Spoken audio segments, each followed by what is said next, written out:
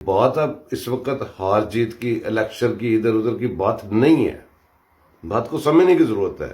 یہ جج صاحبان، ان کو بڑی دفعہ ریکویسٹ کیا ہے، جج صاحبان یہ جو فیصلے ہوتے ہیں یہ آئین اور قانون کرتا ہے، آپ نے صرف اس کی تشریح کرنی ہوتی ہے.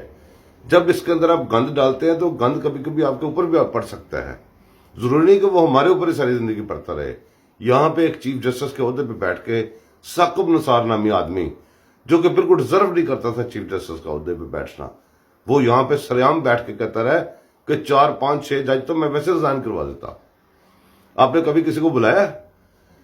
یہ قاسم سوری نے رولنگ دی اپنے پاس ہے، آپ نے بلایا اس کو؟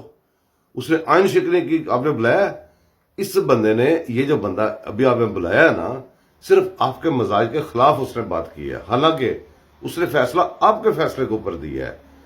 یہ جو گنتی ہو رہی تھی یہ کسی آئین کے مطابق نہیں ہو رہی تھی جناب، یہ سپریم کورٹ کے فیصلے کے مطابق ہو رہی تھی، اور اسی فیصلے کے مطابق اس نے رولنگ دے دی. آپ اس کو کیوں بلا رہے ہیں؟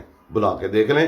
یہ گند آپ کے چھیٹے آپ کے کپڑوں پہ پڑ چکے ہیں، یا اس کو دھوئیں، پیچھے سے فیصلے ٹھیک کریں، یا پھر اب بھی وہی اپنا فیصلہ مان کے اسی طرح مرد بنے. مرد ہم بھگتتے ہیں بعد میں، آپ لوگ ذلیل و خوار کرتے ہو، ہمیں فیصلے دے کے پلاٹ لے کے مال لے کے نکل جاتے ہو، اور ہماری قوم بھگت رہی ہے، ہماری پوری نسل بھگت رہی ہے، اور آنے والی نسلیں بھی بھگتیں گی آپ کے کیے ہوئے کام.